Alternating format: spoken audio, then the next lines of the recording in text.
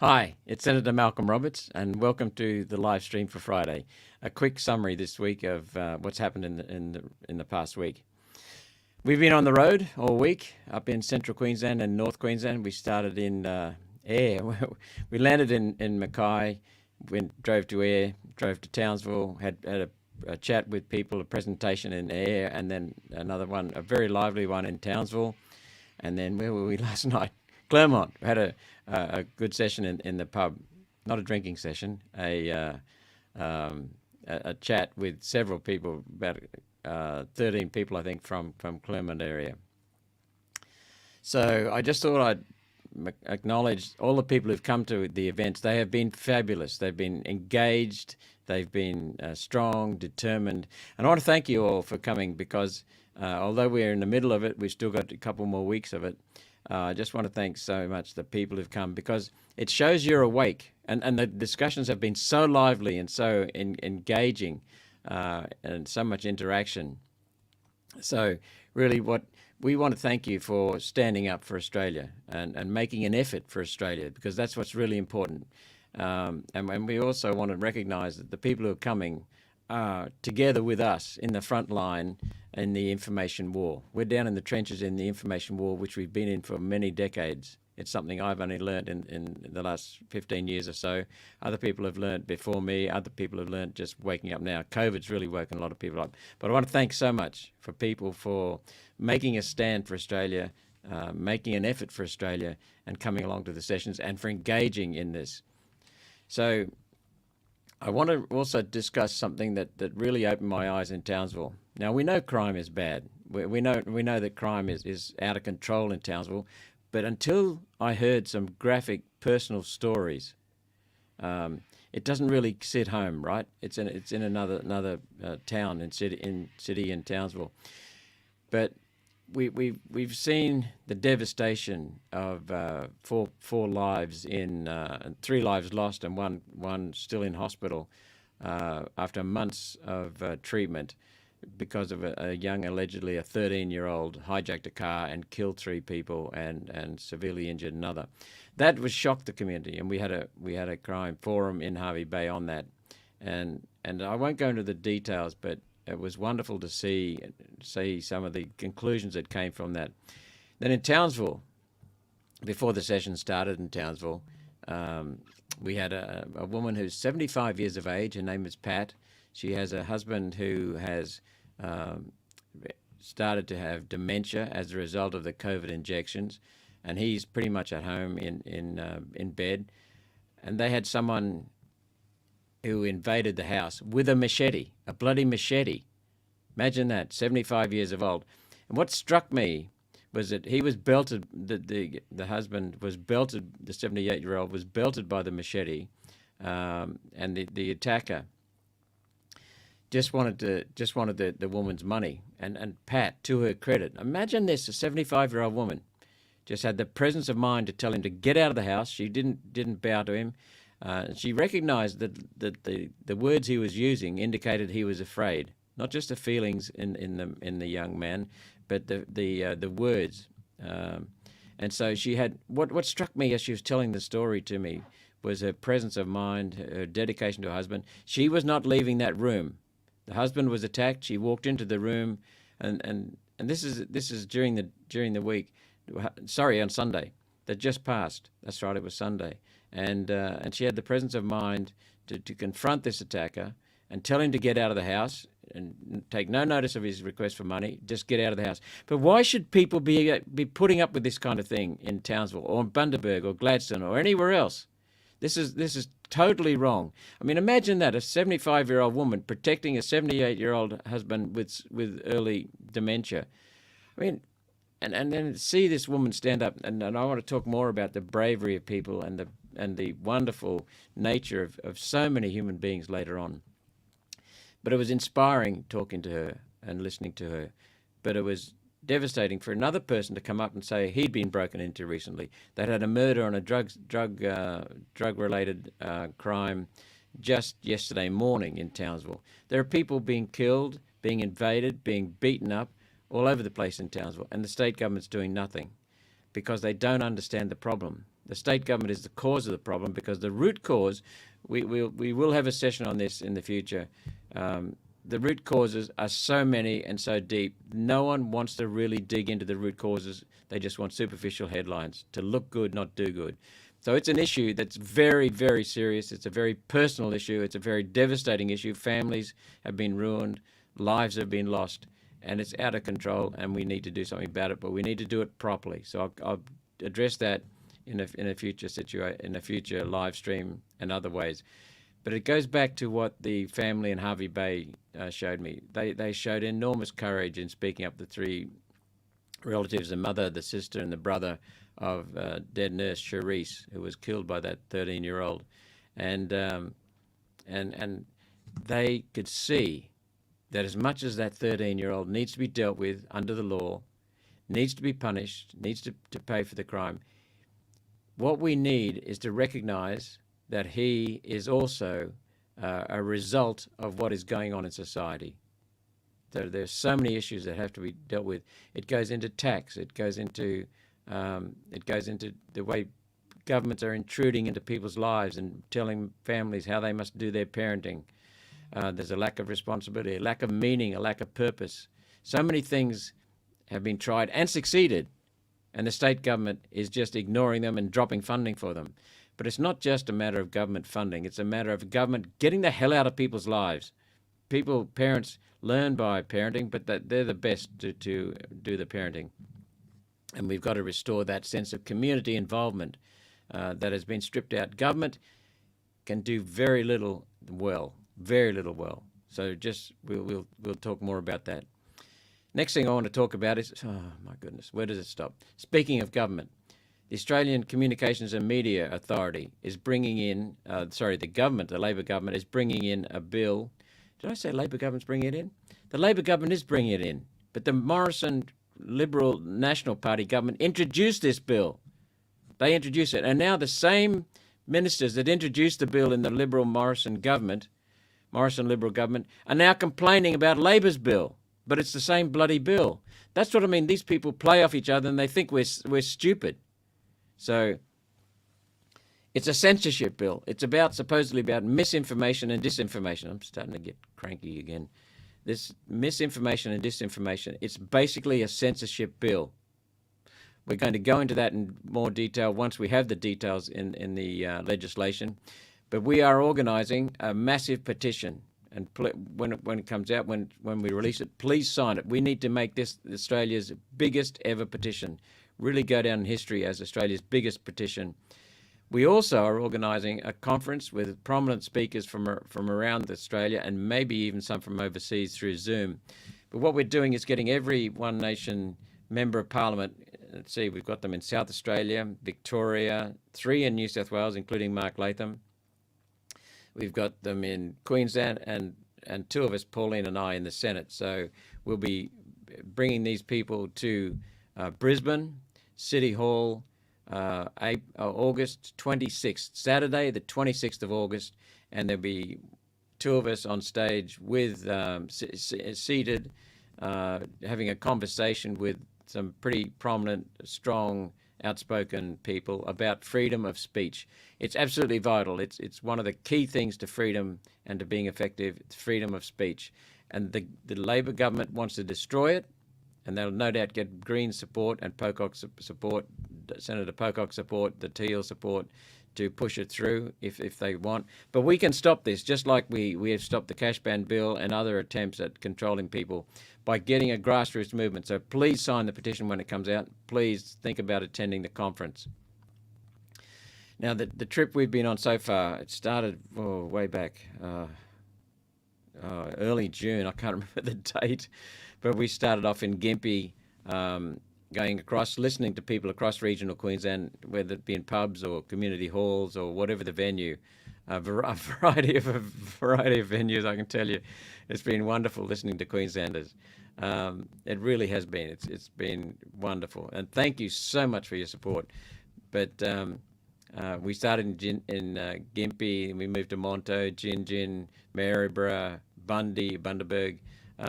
In between, we went back to Canberra, came back up for the weekend, and went to the regions. Went back to Canberra for 4 days, back to the regions. And then we've had, I think, the last 4 weeks there. We've got next week coming up. I'll be flying back to Emerald Sunday. What's today? Friday, Sunday, and having a meeting with the people of Emerald on Sunday night. I'm so scratchy I don't even remember the venue, but it'll be on Facebook. So if you want to attend, if you're in the Emerald area or in the region, just come along. Then we go to Longreach. So it'll be a 6.5-hour drive to Longreach the next day, which is Monday. So Sunday night Emerald, Monday night Longreach. Then we go to Charleville for Tuesday night. Wednesday night, I think, is Roma. Thursday night is Mitchell. And then back to Brisbane on Friday and get to catch up again. And then the following week, we'll be doing listening sessions and Q&A in Goodna near Ipswich and somewhere in Brisbane. I've forgotten where it is in Brisbane. But we've had a pretty packed schedule. It'll be 6 weeks on the road, basically.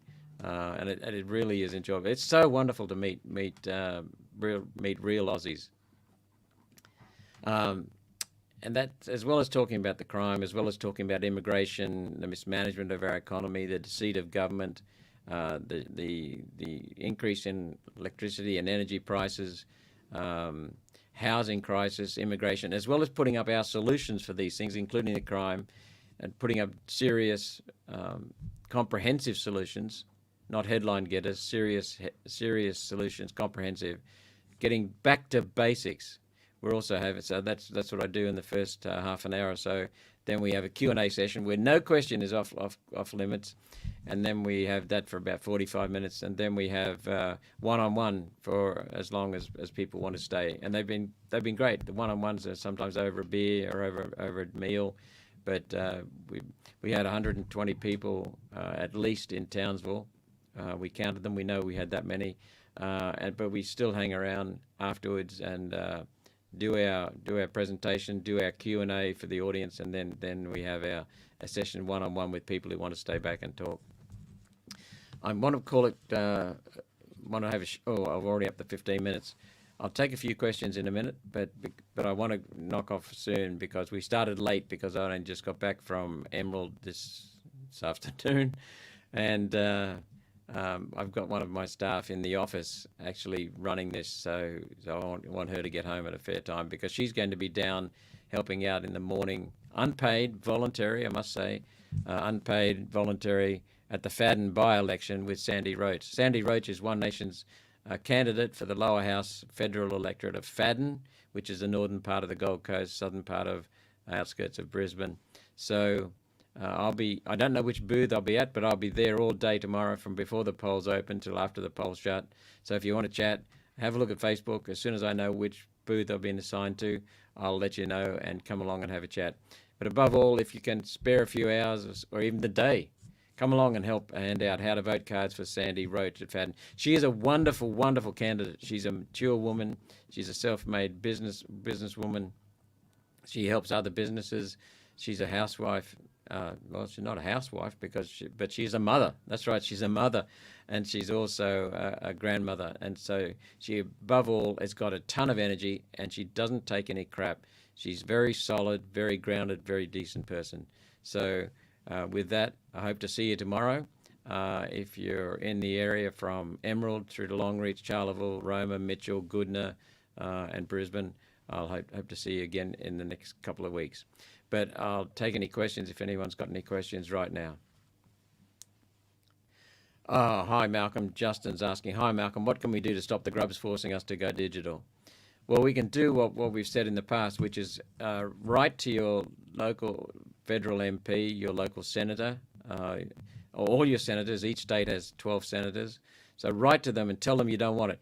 I'm not saying send an email. They ignore emails. So just talk about, just use a letter, a paper letter that's either handwritten or typed and signed in handwriting. If you can, go and visit them. Demand to see them. Let them know. Let them know a few things. First of all, let them know that you pay their wages. Let them know that their job is to represent you, to listen to your requests, and then to go into bat for you, because they're representing you. They're members of parliament who are representatives of the people. Remind them of that. And the other thing you can do is telephone them. Visit their office, telephone them, write letters, handwritten letters. Tell your friends about it. Rocco, you're absolutely right. Vote no. Hey, everywhere we've gone, people are voting no. People are definitely voting no. But going back to Jason, educate your family, educate your friends, your workmates. Justin, sorry. That's how to stop the grubs forcing us to go digital. And the other thing is, I just say, don't use be very careful of the language. Don't say they're forcing us to go digital, because that implies we've given up. We have not given up. We beat them on the cash ban bill, even though Labor and Liberal passed it through the lower house under the Morrison government. We beat it by getting in touch with the grassroots members of the Labor Party and the Liberal Party, and they put pressure on the Liberal Party and Labor Party. People power wins, providing it's got the numbers. So don't talk about stop the grubs forcing us to go digital. They're not forcing us. They're thinking about it. Let's stop them. Let's force them to not do it. Be careful of the language. It becomes self-fulfilling. So, yes, I agree. Vote no to the voice. I read a fabulous article. Icy says, my other biggest worry is the proposed Ministry of Truth. Absolutely, and I love your picture of Sergeant Schultz there. The Ministry of Truth is one of the early topics I covered. This censorship bill, it's a misinformation and disinformation bill. We saw that in the COVID mismanagement, and as I said, we will be putting out a petition. We need to make that the biggest in the country's history. We'll be running a conference. We're featuring some very prominent speakers on freedom of speech in this country. So rally around, tell your friends, tell your family, tell your neighbours, tell workmates, social mates, sporting mates. Just tell anyone you can. Educate them about the voice. Educate them about the Ministry of Truth, which is really a censorship bill. It's the biggest purveyors of misinformation and disinformation are the bloody governments, state and federal. And what they've seen is that we started opening up that censorship. We held them accountable for the Department of Home Affairs, yes, the Department of Home Affairs, passing on posts to Facebook and Instagram for getting them to be removed. We saw the Federal Health Department tell us in Senate estimates that they did not do any of this censorship directly. They went through the Department of Home Affairs. Well, that turned out to be a lie, because they interfered directly in removing a post from a prominent politician, Craig Kelly, during the COVID mismanagement. So we will do our bit to chase them up. We need people to do their bit as citizens, all of us to do our bit as citizens to hold members of Parliament accountable and the departments accountable. We will do that for you, but we need support. We need support to help us support you. So the more people who are engaged in holding bureaucrats and ministers and MPs and senators accountable, the better it is.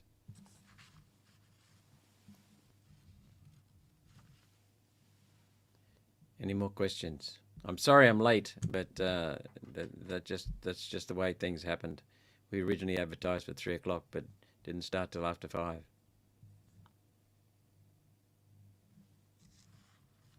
So Sharon says, did you say you stopped the cash ban bill? If so, why was it on the news stating one ANZ bank told a lady she couldn't withdraw any of her money? It was on the Project interview. Yes, Sharon, we definitely stopped the cash ban bill. It was removed from the Senate because Labor and Liberal were afraid to push it through the Senate. They're afraid to even take it into the Senate. It entered the Senate, went straight to committee, and I moved a motion a few months later saying to get it out of the Senate altogether, and it was removed from the Senate. What that lady is probably talking about is the ANZ Bank, under the guise of protecting people from internet scams. Some of the banks ask people what they're going to spend the money on. Sometimes they're just testing to make sure that the person knows and is not going to be the victim of a cyber scam, an internet scam. Sometimes I think they're just trying to discourage cash, but we know that the banks have worked on removing ATMs, reducing the number of full cash bank to bank branches. So we know that they're trying to wean people off cash and onto digital banking. But it's your right to take your money out. And I must tell you a story about in Mackay. I was very impressed with a fairly quietly spoken teacher. He works in the tertiary sector. I won't tell you any more than that. Wonderful guy. He was told by the state government, his employer, that he must get injected during COVID. And he said, to hell with that, I'm not going to get injected. Well, then you won't have a job. He said, like hell I won't. I am employed here and I will stay employed. Well, there's nowhere for you. And he said, I'll take that desk right there, and went and sat in the desk. And he just toughed it out. And he never was mandated into the injection. He never took the injection. And he never lost his job, and he kept his pay. And so I'll be doing more research on things like that with a wonderful guest, a very strong barrister in this country, very strong law professor, I'm sorry. So there are wonderful stories that are emerging from what's happened during COVID, wonderful stories. And humans are wonderful. You know, I point out that there's so many things wrong in this country, but the basics are there. We've got the people, we've got the resources, we've got the potential, we've got a huge market above us in Asia that we can connect with that wants our clean, green food and other production.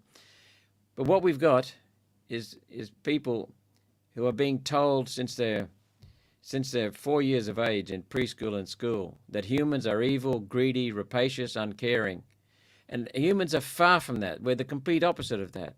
Every one of us popped out of our mother just about so long and completely helpless.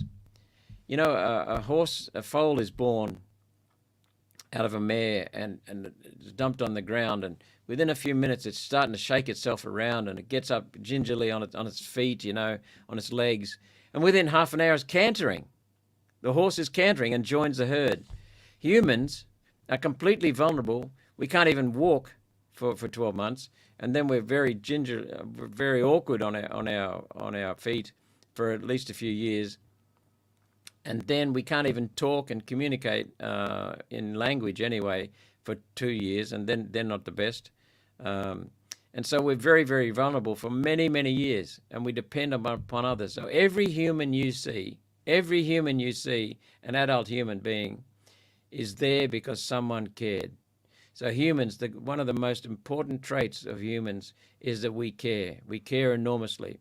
Sure, we've got our dictators, our tyrants like Hitler, like Stalin, like Mao Zedong, like Scott Morrison. What he did in COVID was just inhuman. Greg Hunt, Palaszczuk, Anastasia Palaszczuk, some of the things that these people did were just completely inhuman. But you set those people aside, and you set their motives aside. The majority of people are bloody wonderful. Wonderful. I'm very, very proud to be a human, and I will keep speaking that way while ever I live. I'm very proud. I acknowledge some of the traits of humans. Some humans are not positive, but the majority of humans are absolutely wonderful. We've got to pause and think about that, and stop listening to the bloody UN infecting our teachers, infecting our universities, infecting our departments of right across government, infecting our politicians with this absolute crap, this lie that humans are greedy, rapacious, uncaring, irresponsible. Be very, very proud of being a human. Why are they telling them that? Why are they telling us that?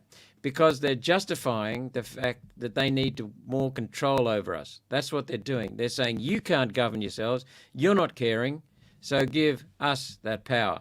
Of course, when you think about it, who makes up government? Humans. So they're saying at the one breath, they're saying humans are terrible. On the other breath, they're saying, let us have more power because we are human.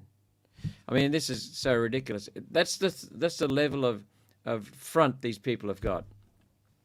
Viv, last question. Your comment about the World Health Organization. It is an inhuman, dishonest, incompetent, corrupt entity. It's run by a bloody terrorist, Tedros. We know for a fact that the UN World Health Organization, under pressure from its own employees, investigated 83 complaints of sexual abuse and rape and violence in its own organization, the UN World Health Organization. And then they came back saying, yes, there's merit in 83 of these cases. And if you don't do anything about it, you'll be accused of having a rapist culture. Well, they have a rapist culture because they just let it all go. These are the people who are telling us that they need to control us, like bloody hell. So just celebrate the fact that humans are really impressive. Good on you, Kate. I'll pass on your wishes to Kate Sandy tomorrow. Good luck in the election. She's a really good candidate. But please, everyone, there's so many things that we need to fix to get Australia back on the track and to restore our country, that we sometimes lose sight of the fact that humans are wonderful. Regardless of skin color, we all have red blood. Regardless of skin color, we all are humans, and we contribute to this planet. We contribute to each other, and I'm so very, very proud to be humans. So until next week, have a great weekend and celebrate the State of Origin victory in this series this year. Thank you very much. See you next week.